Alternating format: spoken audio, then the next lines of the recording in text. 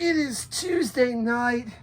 It is after dark, and we are here in the Abandoned Reviews cave. I am the collector. You know this guy right here. Yeah, I'm Rob. Everybody knows me from Horror Pop After Midnight, but this is a different show that I'm part of. This show is Abandoned Reviews After Dark. We're going to sit down here in the Abandoned Reviews cave and discuss, tear apart, lift up, break down all of our favorite topics: horror, wrestling, pop, everything. Everything. And this is also our first episode, too, which is going to be fantastic. We have a fun topic to discuss, Robin, because as you know, another Horror Hound weekend, a wonderful Horror Hound weekend is coming on. Yeah, over in Indianapolis. What a great show. It was like a great turnout. It was. There was a lot of great guests. I got to meet Lauren Lavera, who played Sienna in Terrifier 2, and I got a photo op with her in the full Angel's garb. Right. And I have a tattoo on my arm of Sienna, and she got a kick out of that. Wasn't she? I was gonna say you shared some pictures online. Wasn't she like really? She was really. Didn't she retweet it? Like she was really impressed with that picture. Yeah, she retweeted it, and she also took a picture of the ink of Sienna on my arm. Oh, that's always amazing. It makes me think of a Horror Hound weekend a few years ago when Nick Castle in Cincinnati. My son was a little guy at the time, but he had this big old Michael Myers mask on, and Nick Castle thought it was the funniest thing. And he's in the middle of a conversation, sees my son, asks the people he's talking to, "Can you move out of the way for a second?" And just takes a picture, man. It was just the funniest thing. Oh, it was great. And then you had, Amy Donald, who played Megan, the one that did the little crazy little dance. Yes. All the stunts. Yes. I met her. She's actually a pretty cool little kid. She seemed like she seemed pretty cool, and her lines seemed to be pretty steady when I was there, and I was really impressed with that. I was really impressed with the lines in general. They seem to move very smoothly this go around. I know a lot of times it's like shoulder to shoulder, but a very friendly atmosphere, of course, of the horror community. Everybody loves each other regardless of who you yes, nobody cares. There's no wrong answers in the horror community. You know, everybody lifts each other up. It's a very family friendly, inviting atmosphere. You could definitely take your kids to this convention. That's why they have the after hours stuff for the adults, but the convention is for the kiddies. And remember, what stays in Horror Hound stays in Horror Hound. That's right. I got some stories, but we got to keep this PG. That's right. We got to keep this PG. So I know this is after dark, Robin, but you know I had to get a little freaky a little bit at that Horror Hound party. We got to keep it. So what was? I just got to ask you, man. What was your favorite memory for the weekend? Like, what did you enjoy most about the weekend? What I enjoy most is the film festivals, because I love supporting indie horror. There's a lot of great indie horror films out there, and I still so many. I was just running back and forth doing interviews, and my head was almost cut off like a chicken. Oh, man, I imagine you were always just everywhere at these things, man. You were, 1 minute you're here and then you're there and then you're there, and you have this inviting, personality where you're reaching out to everybody. You're a friend to all. You know what I mean? But speaking of indie filmmakers and indie horror filmmakers, I picked up my copy of Valentine Bluffs, a fan film directed by Tom Smith and starring a personal friend of mine, Chuck Ryan, as the miner. And as I understand it, you have a story that you would like to tell about Chuck and about the making of that film. So I'd love to hear it. Yeah, when I met Tom Smith and Chuck Ryan, I saw the film at the Horror Hound Film Festival. Tom had a story how he met Chuck Ryan, because Tom Smith was a vendor at Horror Hound, and he saw this guy, a cosplayer, walking around like a miner, and this cosplay was like legit, just like the original My Bloody Valentine film. Yes. So he kept on going, because he was thinking about, writing a fan film, because Bloody Valentine never had a sequel. Right. So only the remake. Yeah, so he went around trying to look for, Tom in the suit, and then he finally found him through social media, so he reached out to him, and at first Tom's like, I don't know, this is kind of sketchy. Right. So he kept on talking a little bit, and he's like, okay, and he started getting excited, because he does a lot of cosplay. Yes, and Chuck does. The miner is not the only thing that he does. When you see him around Horror Hound, he's done the miner. He's done Roy Bird's Jason from Part 5, just to name a couple that you'll see him running around the convention. Yeah, he's a big boy, man. You can He tell he works is. that. He's got those big biceps. I mean, it's like, you know. Yes, he is. He is. I mean, and you know, for a big dude, he's just got such a warm personality. You know what I mean? He's Very nice. Very nice. You know something else? He's a family man with 7 kids. I know, right? Wow, 7 kids for a big guy like that. I have trouble keeping up with the 2 that I have, so I'm like 7. You know, good for you, man. You know, but he's just such a good guy, and I became friends with Chuck through our mutual friend Jared Johnson of Die Hard, Horror, and Terror Bay, which is going to be a topic for another episode that we will discuss. Yes, and I'm so looking forward to it. Yes. I love some indie horror, baby. We do. We love indie horror. We love independent artists. You know. Yes, I'm excited. Yeah. Yeah, we are. Now, I think he's a little too excited. I am. Now, this film starts off 70 years after Axel died. Right. And we go back to Valentine Bluffs. It starts off with a young couple, you know, coming to the town because he wanted to know the history about his family. Right. So he goes in there. And then Lloyd Kaufman from Trauma. The uncle you wish everybody had. Uncle Lloyd. He plays like this crazy, messed up mayor. And you know Lloyd will eat up anything like that he can just be wilding out. You know Lloyd. Yes, and they actually filmed this in a legit mine. When I was talking to Tom Smith in an interview, they found a mine. They looked around the mine, so they didn't think they were going to find a mine, but these mining companies said, go ahead and shoot it, because they always were shooting documentaries. So it's like, oh, it'd be kind of cool to let you shoot a horror film. You know, just say that a horror film. So when you watch the film, they're a legit mine. The lighting's real dark, but it's like real gloomy and scary how the lighting makes it like. And I love the cinematography scenes where you see the miner, walking in certain scenes, like walking down the train track. Yes. Walking straight down the mine, and the camera's just staring at him. Looks like he's coming right at you. Yes. I mean, it is just definitely, do not sleep on this movie. Get out there, get you a copy, watch it. It is amazing. Yeah, and also you can get his T-shirts at Fright Rags, because I asked him, I was like, how were you able to make the shirts with the copyright infringement? He's like, they got over that, and Fright Rags made the shirt, so you can get a shirt with the miner on it. Yes, and then at pretty much any Horror Hound, I'm sure you will run into the miner somewhere. Yes, somewhere with that big pike axe.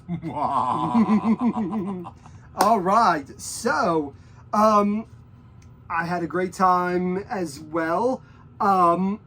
Picked up a copy of Tom Holland's Fright Night Origins, and this is signed by Tom himself. Can you show the people? Yes, absolutely. I can show the people. Look right there. Signed by the authors, by Tom Holland. And it is sort of a retelling of the first movie. This is the first in a trilogy of books that Tom Holland is writing. He's in the middle of writing it. And this particular book retells the first movie with some added anecdotes from the vampire Jerry Dandridge. So you guys kind of get to see things from his point of view as well. And it was fun getting to meet Tom, and I learned some stuff that I did not know. What were some of the little stuff that us, the horror fans, don't know about Tom Holland? Well, I'm sure a lot of them do know this, or maybe they don't. But did you know that Tom Holland is the father of Chucky as we know him today? Ooh. Yes. Yes. So Don Mancini had an idea for a movie that he was going to call Blood Buddies.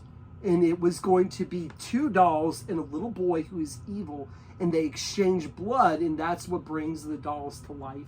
And they go on this sort of killer rampage and everything. And Tom Holland heard the idea from Don Mancini, but was kind of like, you know, I don't know if that really works for an idea. So Tom Holland is the one that came up with all of the ideas for the voodoo, transferring the soul into the doll. All that is Tom Holland.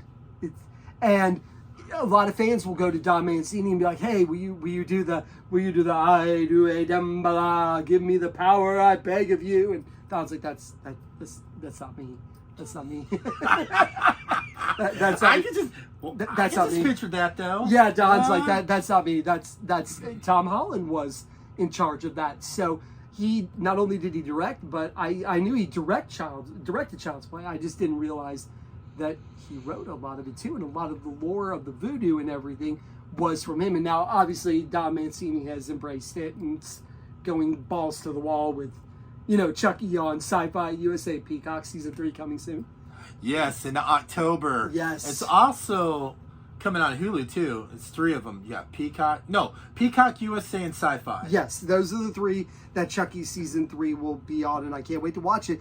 But when I heard that, I asked Tom, I said, you know, does that ever bother you that Don kind of, you know, embraces like Chucky is his? It seems like a lot of the ideas were yours. And you know what Tom told me? He gave me a wonderful piece of advice. It's stuck with me since then. What's that?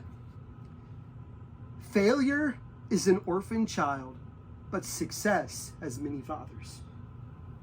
I like that. That's very inspiring. Very inspiring. And it gets you to and he's kind of like, hey, you know, we all had our little part to play in the success of Child's Play. It's not just, you know, me. Yeah, I contributed to it, but I'm definitely going to pick it up and check that out. Yes, definitely check it out. Definitely give it a read. The other thing, it's behind me. I hope maybe our camera person could zoom into my Freddy vs. Jason poster. Back on the back wall back there. I'm not sure if we have a good light on it or not. But I got Ken Kersinger to doodle a Jason mask on my poster. Ooh. So I have a free-handed drawing from Robert Englund. It's Freddy Krueger. You've seen that before. He'll put Freddy K right by the signature. He'll put Freddy Krueger, and he did a free-handed drawing of Freddy Krueger back in 2013. And I have been waiting 10 years to meet Mr. Kersinger at a convention. And I finally got up to him, and he saw it, and I rolled it out, and he was looking at the poster, admiring it. This story. And I said, well, I've waited 10 years. Freddy got to doodle on my poster. Are you going to let him up you, Mr. Jason? Or are you going to beat him again? And he looked at his handler and said, give me a marker. And he drew it. But not only did he draw it, he put some slash marks across, because he's like, we got to make it Freddy versus Jason. So he put the slash marks. So I've got a Freddy versus Jason poster back there signed by all the main cast with free-handed drawings on there from Mr. Kersinger, Mr. Englund, which I greatly appreciate. And it will definitely remain in the Abandoned Reviews cave. I will never part with that. It will be in my will. It is to be buried with me. I can just see you like this. So all of you out there, make sure that Rob doesn't try to sneak into my casket and take it from me. I won't let him. Ooh! Who was that? Oh my gosh. Ooh. Do we have a ghost in here? Or is that our mystery thirdos? Who's going to be part of this show? Who knows? They'll have to stay tuned to find out the answer to that question. That's a great answer. Ooh. Yes, stay tuned. Stay tuned. If you think we're good looking, wait until you see our third co-host. My goodness. She's... Yes. And I might be a little biased, if you know what I mean. Yeah. So that was that. We got to meet a couple of the Stranger Things cast. Okay. They were very nice. Particularly the actress that plays Susie. She was incredible. Got to Susie. Susie. Hey, did you make her... I'm sorry, you guys. You're going to have to cut this out. I just saw an orb come down the stairs and go around and go back this way. It is straight on here, you guys. You never Legit, know. you see it come down the stairs. So wait, This is not a part of the show. this ain't part of the show. This but is we not got, part of the show. We're definitely got to check the video out and see this Yes, orb. and let us Ooh. know in the comments. Do you see Like an orb. orb come What the down? mystery lady just saw.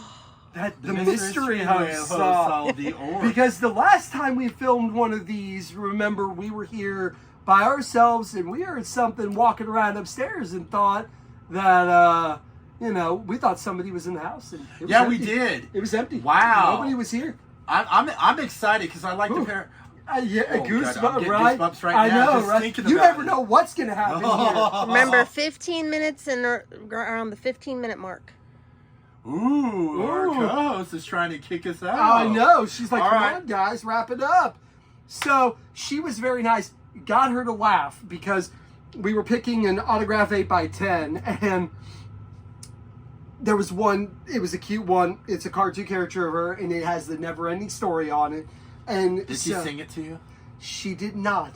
But I told her the story about how when I'm doing chores, which is the real never ending story. And exactly, everybody, they love that joke. That is the never ending story. While I'm doing chores, I will bust out the never ending story. Maybe I should crack out this Horror Hound L. I think that might, look at that. Definitely pick it up when you are there at a convention near you. And it is. You got different. And this Phantom Fun World I saw at the red carpet premiere. And we're going to be doing a review. It's written and directed by Tori Jones Films, starring Celeste Blandon as Andy. We will definitely be reviewing this great film, so stay tuned. We will definitely be watching that. So, until next time, all you After Dark reviewers, remember to leave your reviews at the door.